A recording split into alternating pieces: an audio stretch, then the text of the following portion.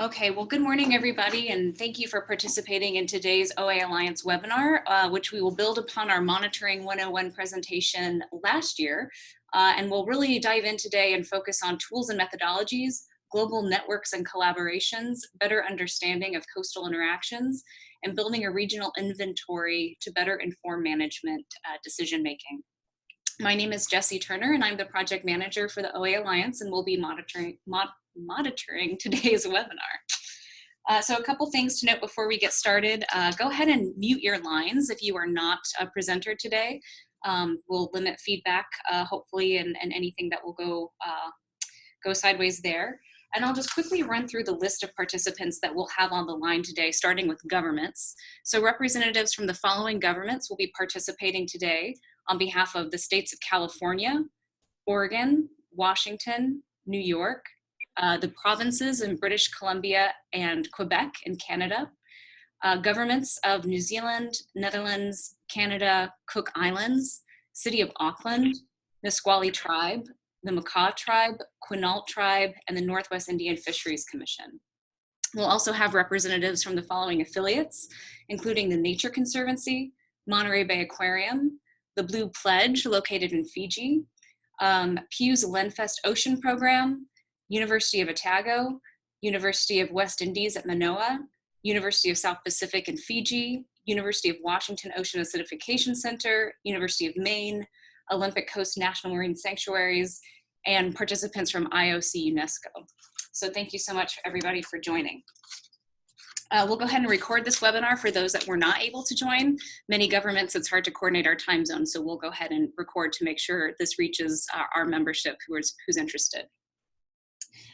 So we'll go ahead and begin with a quick overview from me for those that are not overly familiar with the OA Alliance goals and outcomes. So launched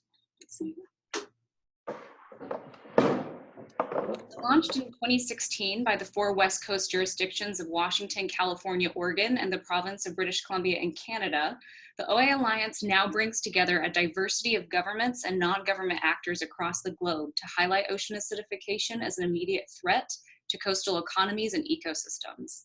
Since the launch of the OA Alliance, we have now grown to over 80 members, and that's about 34 government members and 47 affiliate members.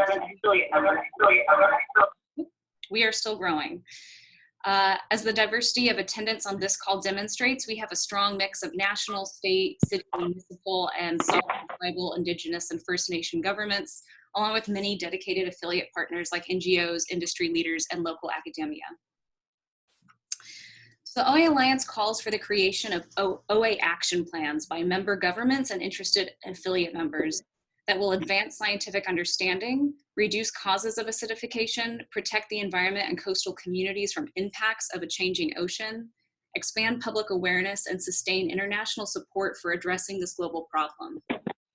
OA action plans, as called for by the OA Alliance, are meant to describe real, tangible actions that governments and affiliate members will take or are already taking to respond to the threat. Major goals and outcomes of the OA Alliance include the advancement of OA action plans, elevating OA in international and domestic climate agreements or other relevant frameworks, and building a diverse coalition of governments and non-governments calling for actions. 2019 priorities are centered around the advancing of OA action plans. And to this end, the OA Alliance has a toolkit which provides a little bit more prescriptive recommendations under the original 5 categories of action and is available on our website in addition to more materials on how to get started. We are keeping in mind that not all OA action plans will have the same framework or structure, and there is really no one-size-fits-all approach for governments thinking through how they will uniquely experience and respond to this issue. So our intention for today's webinar is not only to learn a little bit more about the existing global, regional, and local networks and associated data and tools for monitoring acidification, but also to really understand how governments and decision makers are and will be using this data to better inform management responses. So we have a really wonderful lineup of speakers today and very grateful for their time being here presenting to us. So I will just quickly move through the high-level overview of the agenda, and we'll go ahead and get started. So to kick us off regarding tools and methodology for monitoring and specifically efforts around establishing the UN Sustainable Development Goal 14.31 indicator, we'll have Dr. Bronte Tilbrook from CSIRO. And then he'll also lead us through a quick report out from the recent Global Ocean Acidification Observing Network annual workshop that just met last month in Hangzhou, China. From there, we'll learn a little bit more about leveraging observing networks to better understand terrestrial and coastal interactions. We'll have Jesse Vance from the University of Otago. And then a quick presentation on engaging communities around monitoring and observations with Parker Gossett from the University of Maine. And then we'll end today's webinar with a presentation from Karin Braby with the Department of Fish and Wildlife in Oregon, talking about how the West Coast is working to build a regional inventory of federal and local monitoring assets and what outcomes we'll have for decision-making in the region. All right, so without further ado, we'll go ahead and get started with Bronte's first presentation. So if you'll give me a quick opportunity to get that queued up. Bronte, I'll let you take it away. Thanks very much, Jesse, and thanks for the opportunity to talk today. I'm going to talk about some of the considerations that go into developing an observing system and how that's reported internationally. Next slide, please.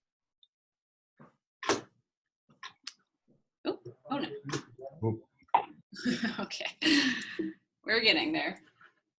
Oh goodness. Okay.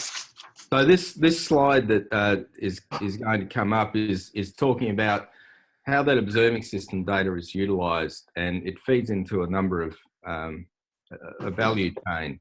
So from taking measurements using different platforms, underway systems, station sampling, which involves a number of individuals and partners, including governments, different agencies, universities, intergovernmental organisations. And that is used to develop assessments both on regional and global scales of ocean acidification change. And for example, an individual country may be interested in a state of environment report for its region, or there may be an assessment to deliver to industry or modelers to develop projections for the future. It's also used on a global scale for input to the UN Sustainable Development Goal 14.3, which we'll talk about, other aspects of the global input of data into the global carbon budgets, so the ocean carbon data is a key constraint on what's happening on land for developing an understanding of the planetary carbon budget and where emissions are going in the natural sinks. And that in turn feeds into a lot of policy making decision make. It feeds into decision makers. I say it provides information that they can use to assess their needs and how to respond to threats like oceanification. And that includes at regional and global scales. So, you know, there are a number of people on the meeting that are looking at different aspects for impacts on industry and how to respond to that. And also at the global scale, so it feeds into the UN 2030 agenda, the UN Framework Convention on Climate Change and other groups mentioned here. I just wanted to mention, so there's a whole chain of where those observations are going and how they're being utilised, and they're developing. And underlying all that is a lot of effort to build capacity and communicate the issue of ocean acidification, so communities and governments can make good decisions on how to respond and the urgency. And that includes work for the International Ocean Alliance, Ocean Acidification Alliance, and other groups mentioned here. And I wanted to just point out that there are a large number of groups mentioned and organisations in this, in that bottom panel, and they all work together extremely effectively. It's a great example of how you can pull limited resources together to really tackle an issue that's of great relevance to marine ecosystems and communities. So next slide, please, Jesse. So in 2015, the UN established 17 Sustainable Development Goals, and number 14 was on the ocean, to conserve and sustainably use the oceans and its marine resources. And there were 10 targets in this SDG 14. One of them, 14.3, was on ocean acidification. It was recognition of the concern about the impacts of ocean acidification, and it included included need for enhanced scientific cooperation at all levels, which was recognition that it's a fairly new field. There's a lot of uncertainties about how it will impact ecosystems, and there's some basic research, a great deal of it still needs to be done. The UN at the time developed indicators for each of the targets, SDG 14, and for ocean acidity, it was average marine acidity, or pH, at an agreed sampling suite of sampling stations. And at the time, it wasn't particularly well defined how to make measurements and report them. Different groups were doing measurements of ocean carbon chemistry, including pH, but there wasn't any coherent view of how that should be reported. And the Intergovernmental Oceanographic Commission took on the role of developing standards and methodologies. And in November 2008, that became accepted. That methodology was accepted as an indicator, which is now triggering requests to data centres and organisations to deliver data into the SDG 14.3 assessment. Yeah. Next slide, please. It's not just about measuring pH, so responding to SDG 14.3. The UN has also established a registry of voluntary commitments where other groups that are, for example, the Ocean Alliance, are looking more at communicating the issue and trying to work with governments and organisations to develop ocean acidification research, contribute hey, commitments. This is Jesse. I'll just quickly say, if you are not on mute, can you please go ahead and mute your computer audio or mute your phone audio? A little bit of background noise. Thank you. So the voluntary commitments are really important for the UN and the whole community to understand the work that different groups are involved in. And if you're interested in that, or making commitments, or seeing the scope of those, please go to the website on the top figure. Next slide, please. So just to go back to SDG 14.3, the IOC, or Intergovernmental Oceanographic Commission, and the custodians of that SDG, they've been tasked with developing standards, or the methodology, which I just mentioned, and that's been completed. Now it's again Tier 2. So the next phase is to begin the collection of data and developing regional and global aggregates of ocean acidity, the indicator. And that's now in progress. It's really kicking off in the next couple of months with requests to national data centres to start putting data into this to the indicator. The other task of the IOC is to develop capacity. And again, I want to mention that it's not just about the IOC. There are many other groups that are involved in this. They're the key drivers of this process. But I also want to mention the Ocean Acidification International Coordination Centre of the International Atomic Energy Agency have also made a great contribution in this area. And it's another example of two groups working to a common cause, and it's been very successful. Next slide, please. So just to give you some information on the methodology, it includes, it can be downloaded from the website at the bottom of the figure, and includes information on what to measure, the best practices, how you might establish sampling strategies and frequencies, and how to report on the indicator. And the figure on the right looks quite complex, but it's actually just to show there are a number of ways for principal investigators, or PIs, which are shown at the bottom, to input data into the system. So it could be through a NODC, or National Ocean Data Centre, through more regional data collection centres, and through groups like the International Ocean Data Exchange, or IODE, which is just below the second square here in the figure from the top, and that is a group that's setting up a way for individuals and organisations to input directly in data if they don't, for example, have a national ocean data centre available to them. And those data are all being fed up the chain into to develop the indicators for 14.3. So next slide, please. So I just want to talk about some of the considerations that go into building an observing system. The indicator is pH, but the ocean CO2 system is not just about pH. Ocean acidity or pH can also be calculated by measuring by measuring two other parameters of the CO2 system. And the four main parameters of the system are listed here.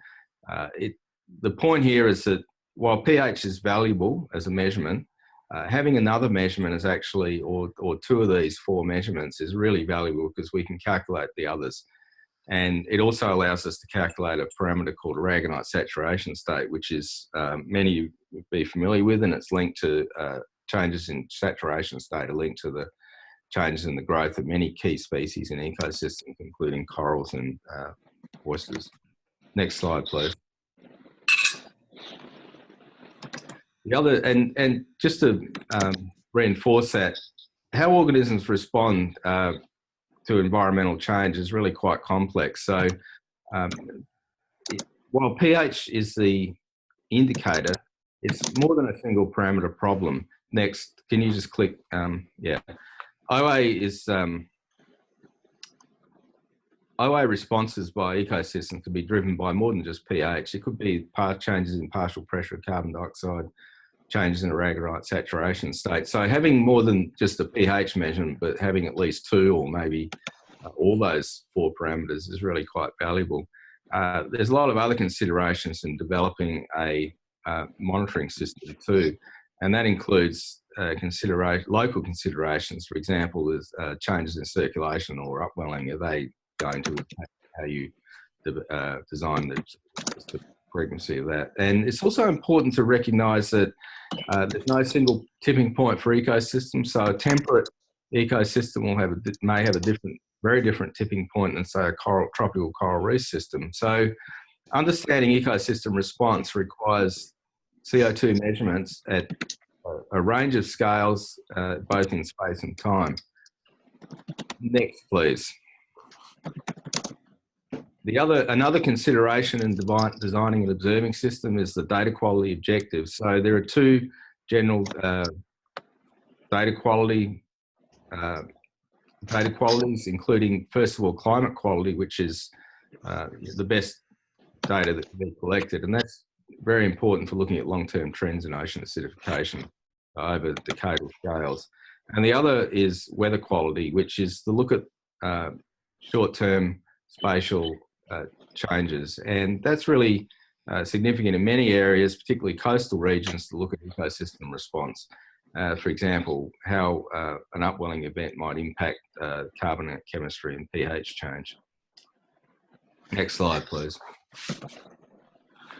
Another consideration, of course, if designing an observing system for a region is economics. So this is just one example of the figure shows volume of catch for different species. Some are uninfluenced blue by ocean acidification. Others are likely to be more impacted by ocean acidification, shown by the other colours. And that's one issue. If you look at the figure, maybe half of the species are not going to be impacted, so some may not be too concerned. But if you look at the value of those catches shown next, thanks. Can you change? Yeah, when you look at the value of those different catches, it becomes ocean acidification may become much more significant. So, you know, it's just one of the other considerations. Next slide, please. Another one is another consideration in designing that observing system is regional dependency. So, you know, capacity is important, the kind of resources that are available to make measurements, but also the variability in the system. figure on the left is from the Pacific Northwest. It's pH measurements over a year, which collected at a site called La Push, and it shows a large amount of variability in pH. And this is a region where upwelling impacts shellfish production, and it's important to measure the pH changes at very fine timescales. So you need the equipment to do this. Figure on the right is from Southern Australia, and it shows much less variability. It's a site of Kangaroo Island, and it's showing pH change over the same time period. It's surface water. Interestingly, subsurface waters do show upwelling signals. They're not as intense as in the Pacific Northwest, but they do occur. But based on this, you can design your measurement timescales to, based on these data, you can, adjust your measurement timescales and the cost of making those measurements.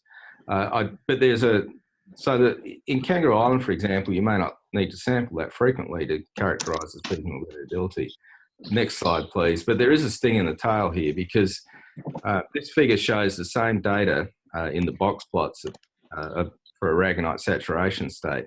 And these are data that are taken, measurements shown on the previous slide, averaged, and the black bars are the mean values, and the boxes show some of the variability with extreme events which occur due to small upwellings in this region.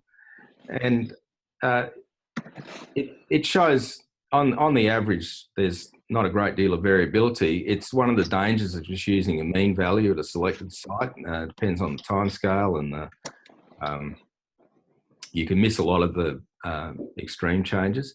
But what I wanted to show here is that given that the CO2 is increasing in the atmosphere, we can track that from pre-industrial times with various records, and you can project back to what the mean aragonite saturation state in this case should have been in the early 1800s, and that's shown by the grey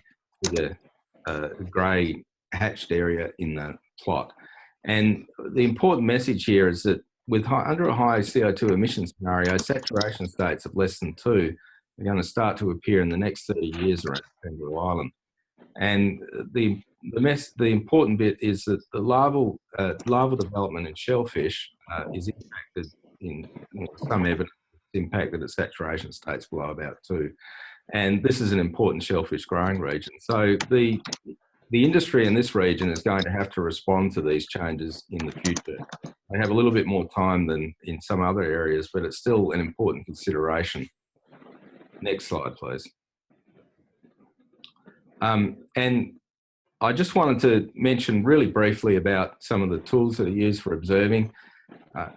I mentioned before there's a lot of capacity building. So the groups, including the Ocean Foundation, which are delivering instrumentation to groups, the Intergovernmental Oceanographic Commission, the International Atomic Energy Agency, many other groups, the International Ocean Carbon Coordination Project, combine resources to deliver capacity building workshops to developing countries. So it's been a great success, and over almost 500 people have been involved in the training workshops from about 50 different developing countries. And one aspect of this is that not only do they need training, but many of the countries need basic equipment to start observing ocean acidification. And this is just one example of some of the equipment that's been provided to countries in the Pacific Ocean and Africa to initiate an observing system.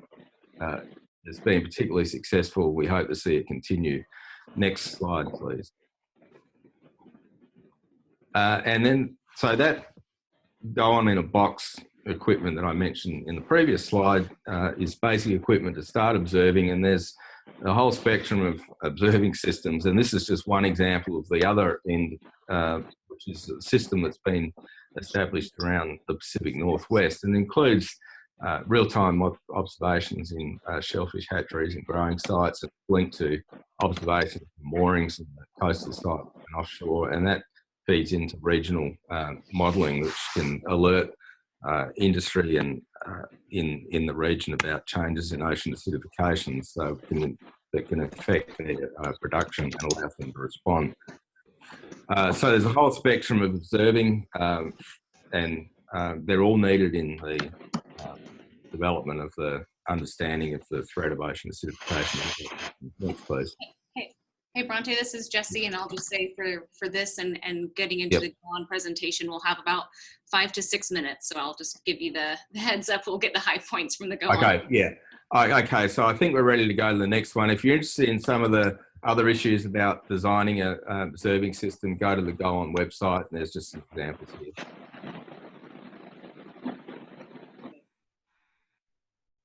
Thanks, Bronte. So next one is about the the go-on or Global Ocean Acidification Observing Network workshop, which was held 3 weeks ago in Hangzhou, China. Okay, just Sorry. Nope, not at all. Just changing up and muting a couple folks. Here we go. Okay.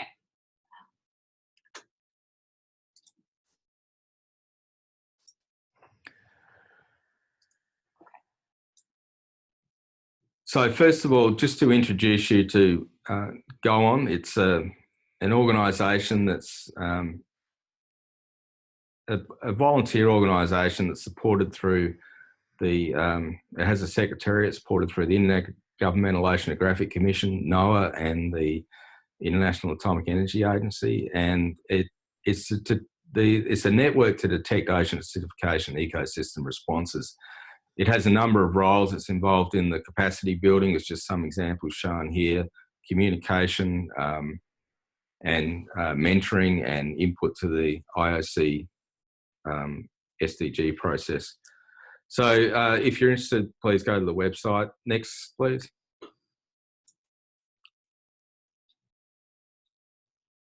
Okay, so go-on involves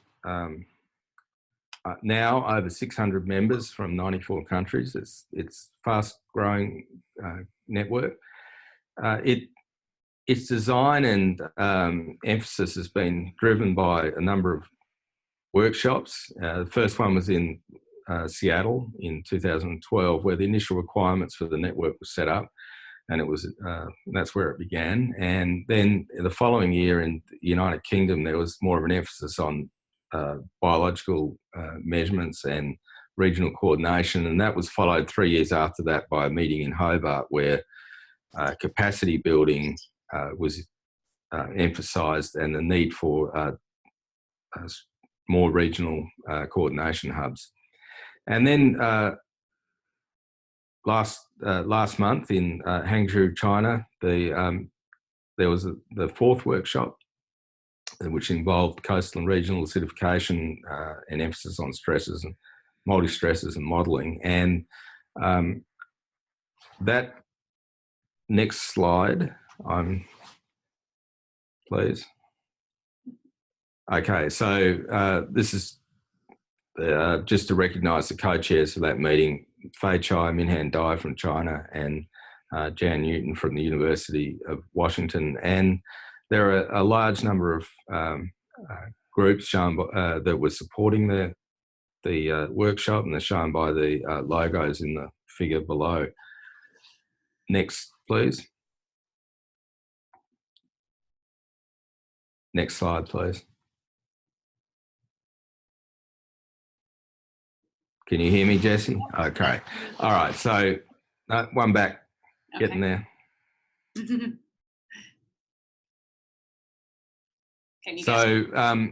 Look, we'll just go on. There was a large group of people. There were about 250 participants from 59 countries, I believe, that attended. It was a really successful meeting. It was double the size of the previous workshop. So it's just an example of how rapidly this area and concern of ocean acidification is growing. Next, please.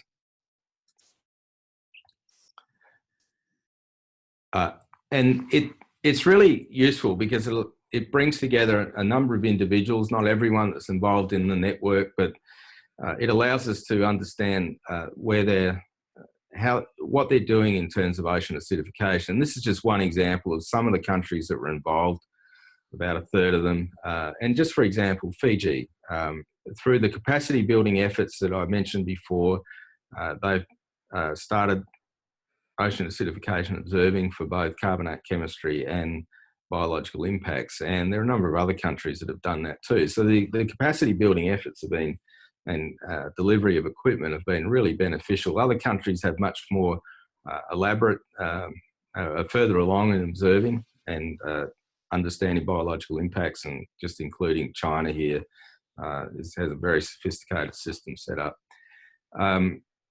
Okay, so next slide.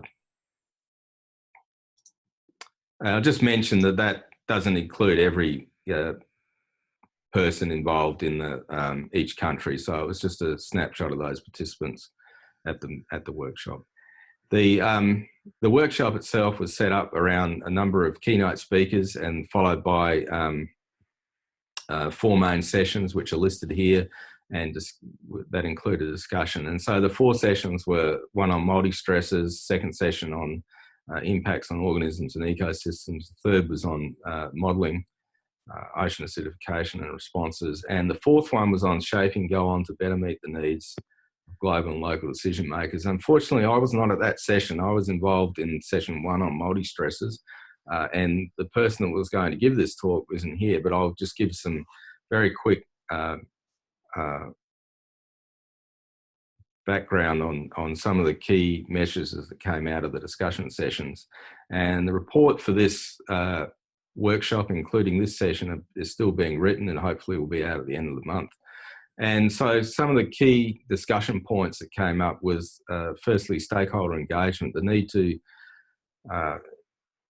continue and increase our participation in global and regional reporting. So for example, through the SDG process that I talked about previously, there are a number of examples, particularly in the US and China, where collaboration with industry has been mutually beneficial and will continue to grow. And there's, I think there's a need for other countries to engage with industry more.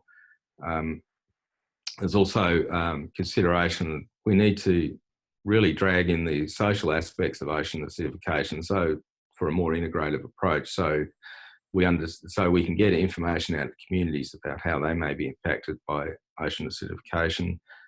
There's a need for more vulnerability and risk assessments and to be developed around the world. That requires data in many cases. There's a need to highlight not only the concerns about ocean acidification, but there may be benefits for some ecosystems, not many, but some, and we need to also be able to deliver information on what the adaptation options are. Next slide, please.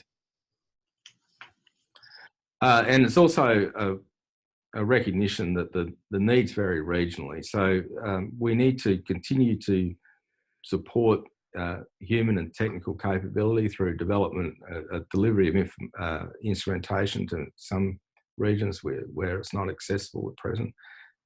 Communities of practice and capacity building are really key here to develop a global network.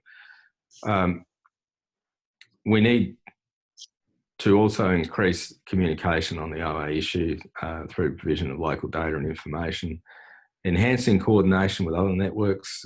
So there are networks working on hypoxia and harmful algal blooms, for example, and social science that we need to start to engage more with. And there's the importance of regional hubs, which bring together expertise for different regions and connect to communities. They provide a more direct connection to communities, are really important. Next slide, please. I was also, the report, like I said, is coming out in the next month, so there'll be more information on those issues. But the other thing, the last point was about the importance of regional hubs. And so for those of you that are interested, there are a number of regional hubs that have been established in Go-On, and they're shown here. Some have different emphasis. For example, the Pacific Islands, or PI-TOA, and Westpac have more of an emphasis on coral reef impacts from ocean acidification, whereas others don't. And if you're interested in the regional hubs and what they're doing, you can look at the website shown here at the top. And I just want to Yeah, so the two newest ones are the Mediterranean Northeast Atlantic Hub. I just wanted to mention those. And if you're interested in any more information on Go On and what it's doing and how it's linking to all these different groups, including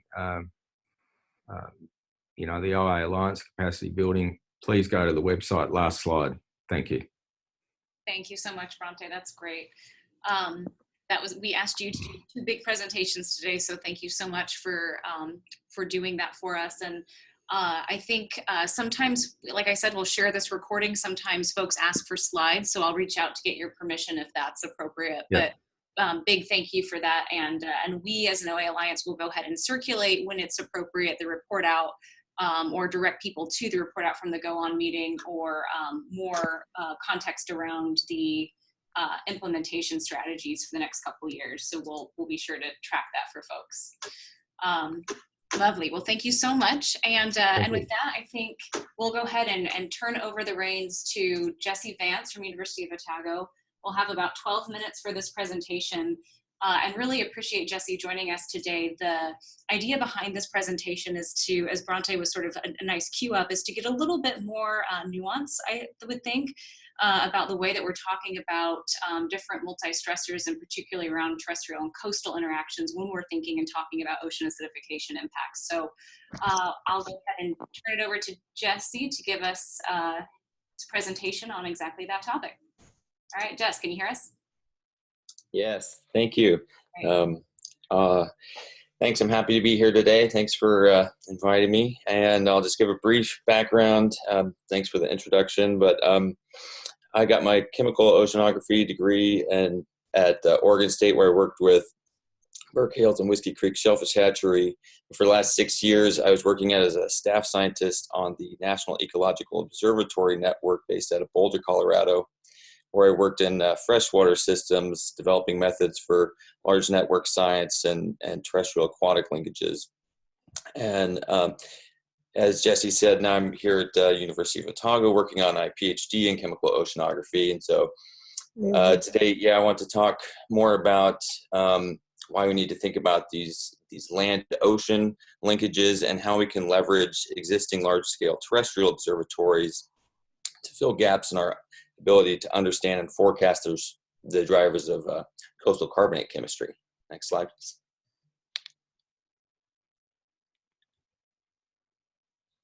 So our coastal ecosystems are highly vulnerable to ocean acidification, primarily due to their exposure to these compounding stressors such as upwelling and terrestrial inputs that deliver nutrients, sediment, and other pollutants related to agriculture and urbanization, putting our ecosystem services at risk, which are home to the majority of our fisheries and services that we rely on.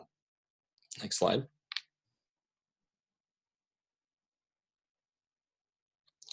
The mixing of atmospheric CO2 with the surface ocean happens over timescales of months, and the chemical reactions that ensue happen very rapidly. So in the open ocean, these chemical changes in the surface water parallel changes in the atmosphere, and this phenomenon we call ocean acidification. So here's a typical time series that people would be familiar with, where the pH is trending down as the atmospheric CO2 is rising over the last several decades.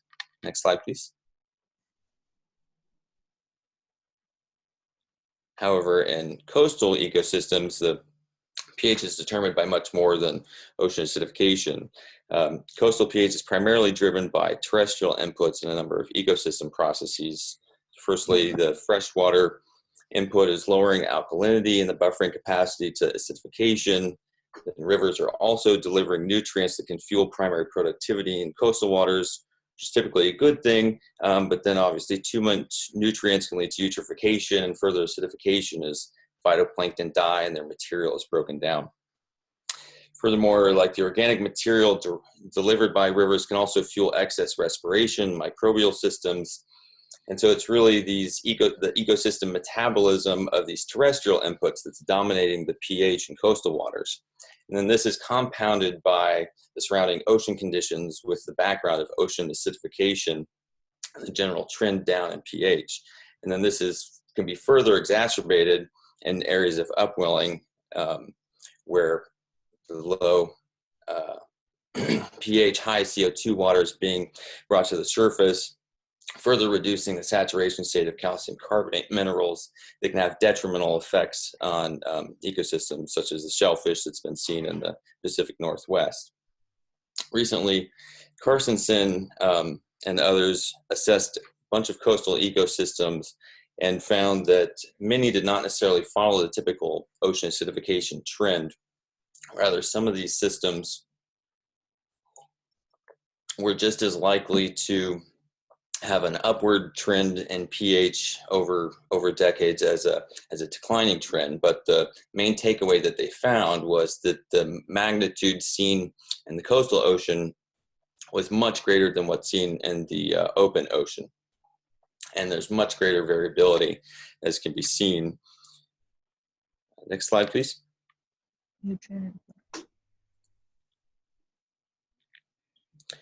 The coastal terrestrial aquatic interfaces, or these TAIs as they are called, are ecological hotspots. Our coastal zones represent transition zones where a great deal of energy is transferred from terrestrial to aquatic systems.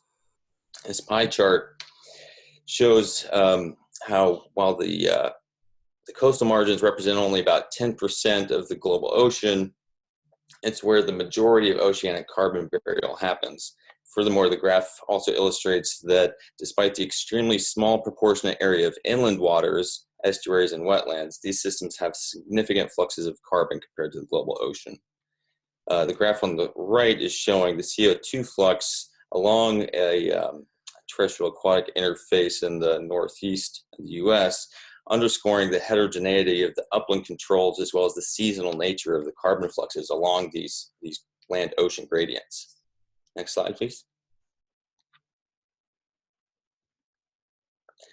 Land-ocean aquatic continuum, or LOAC, which includes these terrestrial aquatic interfaces, is not included in current carbon budgets, nor is it typically represented in large-scale global models. This is despite the fact that there is significant transfer of carbon from land to freshwater systems, but what is most important to coastal marine chemistry is the carbon that's exported with the nutrients to the coastal ocean. The LOAC represents an integration of upland vegetation, soil characteristics, land use types, and catchment hydrology, all driving the biogeochemical cycles along the continuum from headwaters to the continental shelf. The system is typically assumed to be in steady state and nested in the terrestrial sink, but it's not clear that the drivers of the LOAC will respond to climate change and anthropogenic perturbations at the same rate and magnitude. Next slide, please.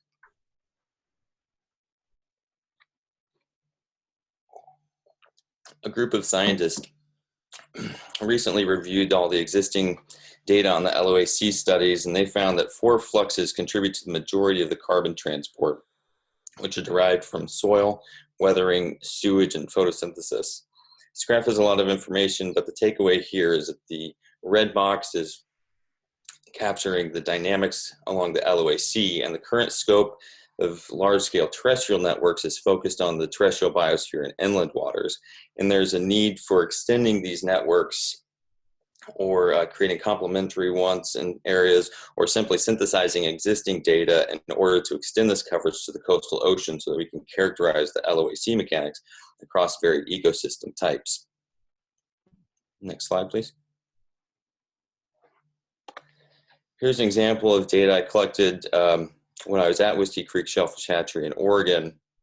It shows how the corrosive water from the upwelling, as well as low alkalinity water from inundation of the Columbia River plume, both lead to undersaturation of aragonite. And these compounding stressors can lead to high mortality rates in oyster larvae. So being able to accurately forecast coastal ocean conditions and carbonate chemistry, resource managers will rely on understanding the upland drivers and incorporating these into model schemes that are capable of resolving these type of pulse events. Next slide. The live ocean model was recently released to forecast coastal carbonate chemistry. It's a coupled hydrodynamic biogeochemical model that pulls in data from multiple sources. It was developed by scientists at the University of Washington in collaboration with others as a tool for the shellfish industry, and has proven to be valuable for resource managers alike. While this model performs quite well, it does not take into account all of the terrestrial inputs other than the freshwater delivered by the rivers. So the next step is to expand the river forecasting element to include aquatic biogeochemistry, which has been an active area of research. For instance, here in New Zealand, we have a model that's capable of predicting riverine nutrient loads and estuarine flux. Next slide, please. So this figure is from Laura Wald, who recently developed a framework to model the flow of water and carbon through the Amazon River basin. You need to follow all the details per se, but the scheme serves as an example to highlight the need for process models that describe the biogeochemistry and tie it to the hydrology with feedbacks through the terrestrial system. And to accomplish something like this requires high temporal data and a sampling strategy that characterizes the watershed and captures different ecosystem types. Next slide, please. There are a number of long-term observatory networks that capture this type of large spatial scale terrestrial data. I worked on the development and construction of NEON, which is aimed specifically at continental scale ecology. We coordinated with TERN in Australia, which does similar work to ensure interoperability toward global modeling efforts. But there's many countries like South Africa and Germany and others that are working on developing similar observatory networks. And the LTER and USGS have been collecting additional data in the US for decades. Next slide, please. NEON and TERN specifically follow a similar approach in their network design, in which they take ongoing measurements at the required scales to understand ecological processes at both the fine scale as well as the landscape. And they both incorporate LiDAR missions that capture additional land surface data that bridges the gap from site level to satellite resolution for the appropriate upscaling. Next slide. They accomplish this through an integrated approach with the key terrestrial and aquatic data required to understand the flow of energy, water, and carbon flux through the system. These are also open science institutions that provide these data freely to the public for research. Next slide. One of the projects I was working on before leaving NEON to come to Otago was leveraging the existing framework and extending it to the LOAC. So within NEON, there were 3 sites that lie along an ecohydrological gradient within the Mobile River Basin. These sites were designed to understand how ecosystem structure and function changes with stream order. We were looking to extend the system to the Gulf of Mexico as a test case for developing methods to model LOAC dynamics. Such a model scheme should be both modular and scalable, with a framework that can be applied to ecosystem types for integration into large-scale Earth system models. Terrestrial dissolved organic carbon is an important riverine input that drives microbial respiration and carbonate chemistry in coastal systems. Fichot and others were able to determine this flux from satellite data, but to be able to forecast future changes of such a flux requires understanding how the land use and watershed processes determine the carbon export. So to effectively forecast long-term changes in climate based on climate scenarios, resource managers need to take into account these terrestrial inputs to coastal systems as well as their upland drivers. Next slide, please. Accurate forecasting models are vital for resource managers. And while the opportunities for mitigation of acidification are somewhat limited beyond global carbon politics, resource managers can focus on sustainability and aspects such as pollution, water quality, and biological indicators. This means looking to manage the terrestrial inputs to control coastal water quality.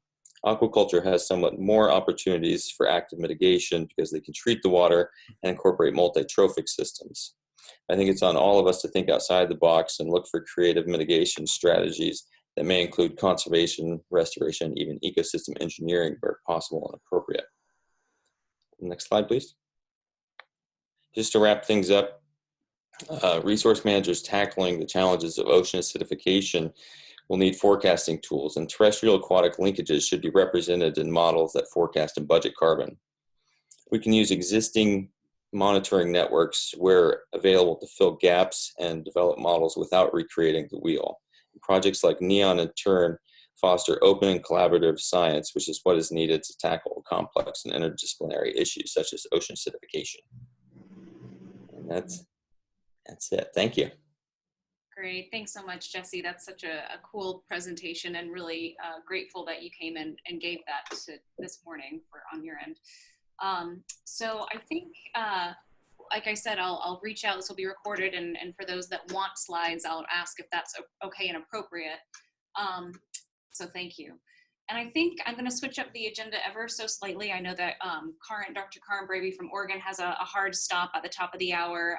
And so what I'm suggesting is that we'll go ahead and segue that presentation. I think will be a really nice segue into Karen's presentation about how the West Coast is thinking about an inventory of monitoring assets and integrated modeling to answer some of these decision maker questions that Jesse just queued up. So I'd like to turn it to Karen. And Karen, if you can,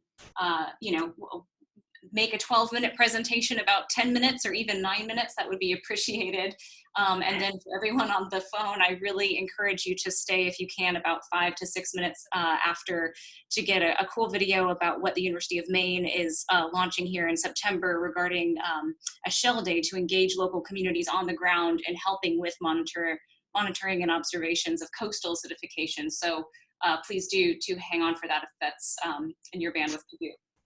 Okay, so Karen, I'll go ahead and turn it over and sharing my screen now. Great, well, thank you. And I'll do my best to move through this briefly.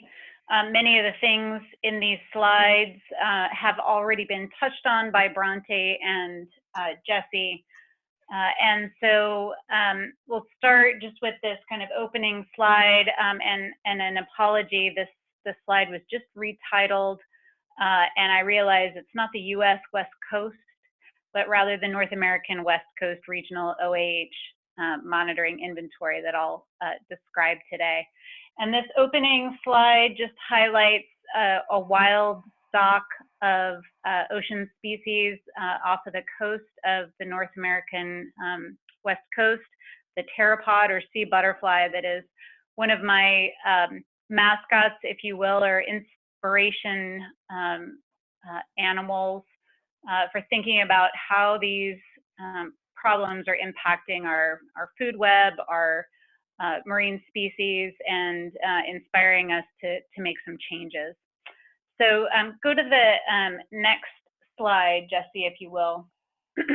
And I start with the West Coast jurisdictions, British Columbia, Washington, Oregon, and California, who very early on in our acknowledgement of ocean acidification gathered together and agreed to work collaboratively on developing policy and management solutions for what was manifesting itself at the time as failures in our oyster industry, as well as general concerns about climate change and energy use by humans.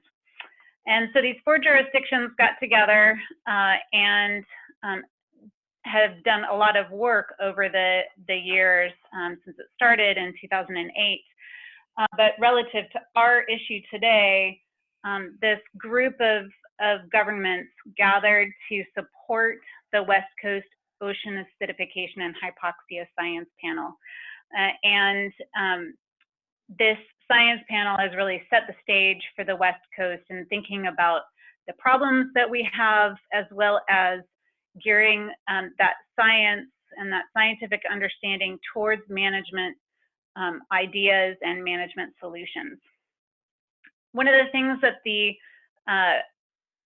science panel focused on, if you go to the next slide, is that scientific understanding can expand the management options that are available to us. And rewording that, what this says to me is that if we act today, we have a lot of options.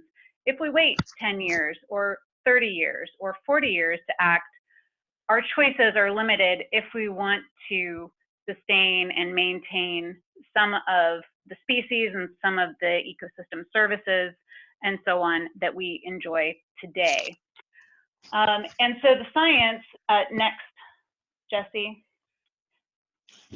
Specifically, the science panel focused on, and it just kind of flashed on and flashed off again, focused on developing or strengthening the monitoring across the region as being one important step in improving our scientific understanding of the impacts and the opportunities for solutions.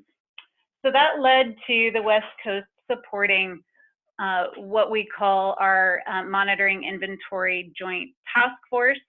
And it was joint in that it was the West Coast jurisdictions in combination with the US federal government representatives, including NOAA and the Ocean Acidification Program folks and their federal partners in the Interagency Working Group on Ocean Acidification. In combination, the federal partners, the West Coast jurisdictions, and the scientists across the West Coast decided to really get to a better understanding of what we're monitoring and what those gaps are, so that we could inform management decisions, in particular in the area of trying to spread very limited financial and staff resources across the West Coast to bring better information to our decision making. Next. And so over the course of 2 years, that task force compiled the monitoring projects that for Alaska, British Columbia, Washington, Oregon, and California into a single inventory that augmented our ocean observing climate grade monitoring projects, along with more localized, more weather grade monitoring, and not just the oceanography, but the biological monitoring projects across that geographic space into a single inventory where we could get a much better understanding of what we were doing collectively across this large space. Next. So, and one more, Jesse. So we're already using this inventory to better understand what we're doing and how we can improve what we're doing in order to feed into management and policy. One particular opportunity that we have now that all of this information is in one place is that we can look across the region and think about strategic investments across the region instead of more locally, such as the state of Oregon. Now, Jesse, I'm going to ask you to move forward 3 slides. Yep.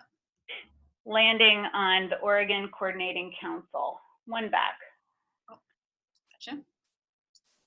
And so I really wanted to just kind of touch on the policy side of this.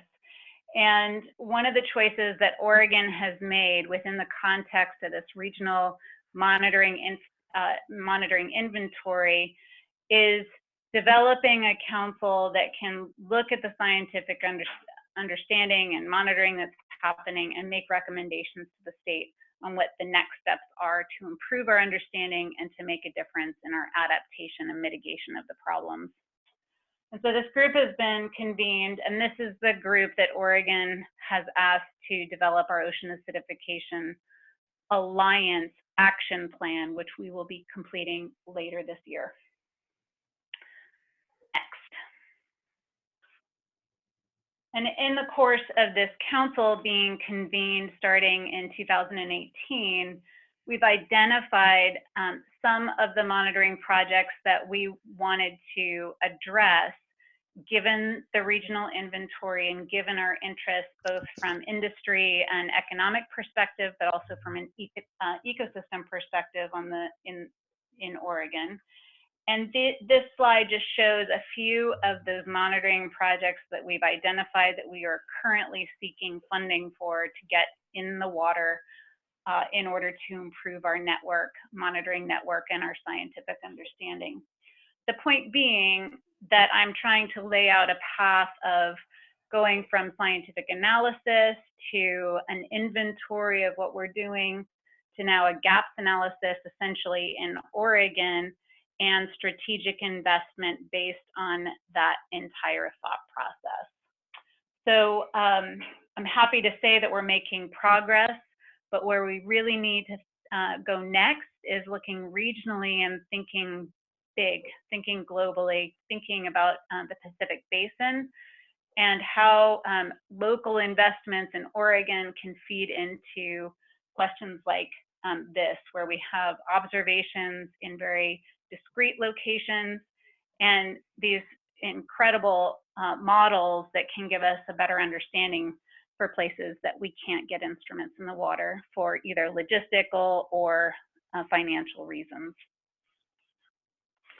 So we're working on that next, and I will essentially end there, just suggesting that this is an example of how we are moving through this thought process of identifying the problems, thinking about opportunities for investment and better understanding, and actually getting investments in the water so that we can start making better decisions about how to adapt to the changes that we're already experiencing, as well as ones that are yet to come. So I will end there, and thank you for having the chance to share that perspective. And thanks, Jesse. Thank you so much, Karin. I appreciate it. And for folks that want to reach out to Karin and ask questions, or any of the other presentations or presenters today, just let me know, and we can obviously easily make that occur. So I think what I'll do, Parker, for those again that want to stay on 5 more minutes or can, we really appreciate it. And Parker, I'm wondering if we should start with slides rather than a video, just to introduce a little bit about the Shell Day concept that the University of Maine, in partnership with other regional partners, have cooked up this opportunity for engaging communities in monitoring and observing of coastal acidification on sort of like a single day blitz. But do you prefer slides to start with, Parker, or I defer to you, but that might be my suggestion to cue up the concept. Sure, let's start with at least the first slide, and I'll introduce NECAN and our work in general. Great, okay. Thank you. Yes.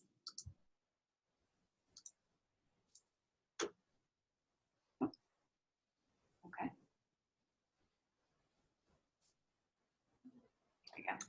So I'll just preface by saying that NECAN, the Northeast Coastal Acidification Network, is involved with multiple efforts around coastal acidification, and the format is really with different working groups. So working groups on science and research, industry, management and policy, and a project that I'll talk about today and you'll learn more about is Shell Day. And that's really a collaboration between our outreach and education working group and some of our science advisors. So in part, Shell Day is a research tool. We're exploring what opportunities can come with blitz monitoring, so simultaneous monitoring across a regional scale, and what that approach might offer us in terms of ocean observations. But it's also a way for us to better engage a large number of place-based water monitoring and environmental stewardship organizations that have historically considered water quality and are now starting to ask questions about coastal acidification. So with that introduction, Jesse, if you could play our short promo video, that would be great. Absolutely.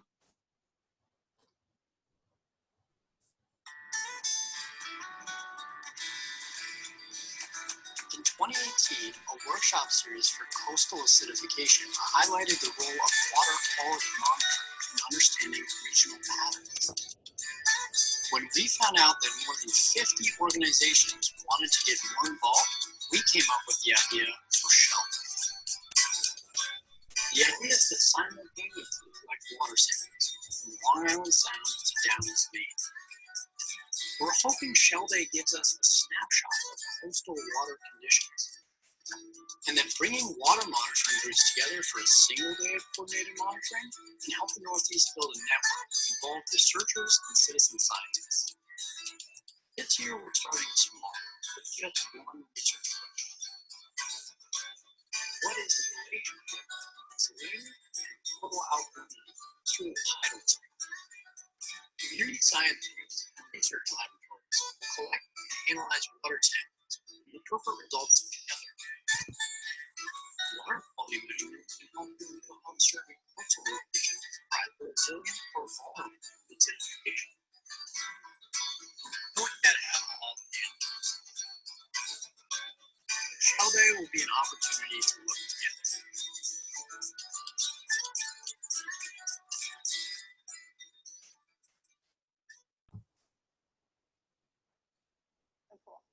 Great. So hopefully sound came through okay enough for people. But if you could start on the second slide of this presentation. And I'll just take a couple more minutes to describe the project. So last year we found out that a large network of water quality monitors throughout the Northeast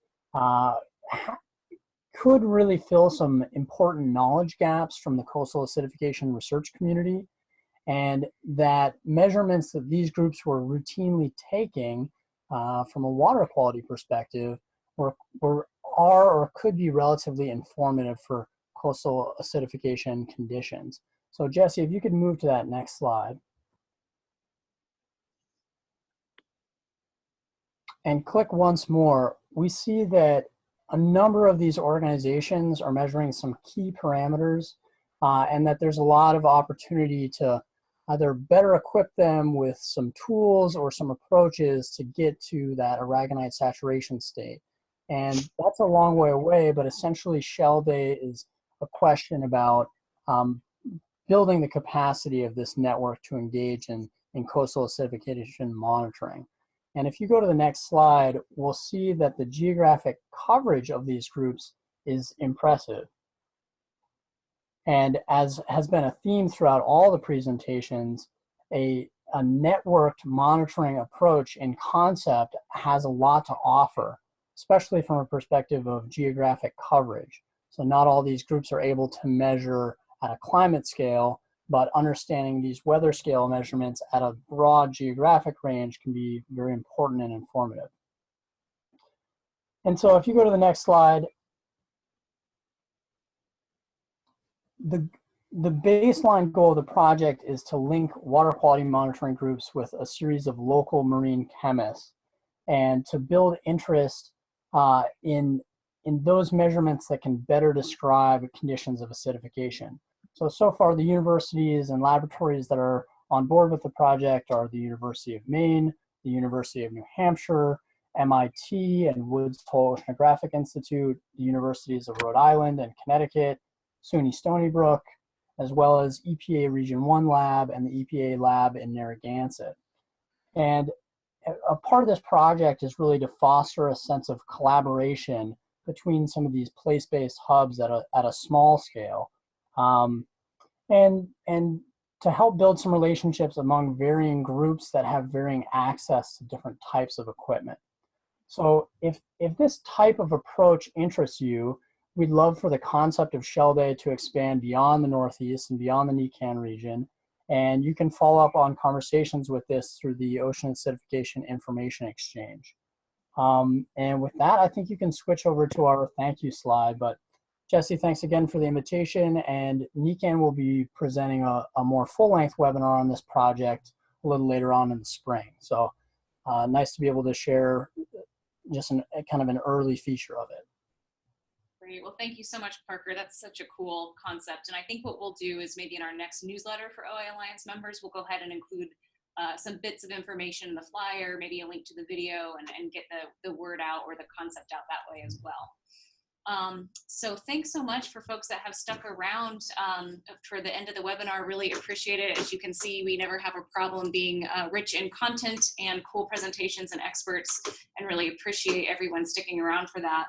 I think the last quick thing I will leave you with is that we are going to have a communications outreach and education webinar coming up on May 20th. So you'll get information about that. And that will really be about 5 different entities talking about how their prescribing ocean acidification impacts and solutions and adaptation resiliency through different communication tools to different audiences. So that'll be an interesting webinar upcoming. And then as always, just a thank you and staying connected at our website, www.oaalliance.org. And you can always contact me to get in touch with any of the presentations that you heard today. And as always, we appreciate you being here and appreciate you taking the time to connect with us today. So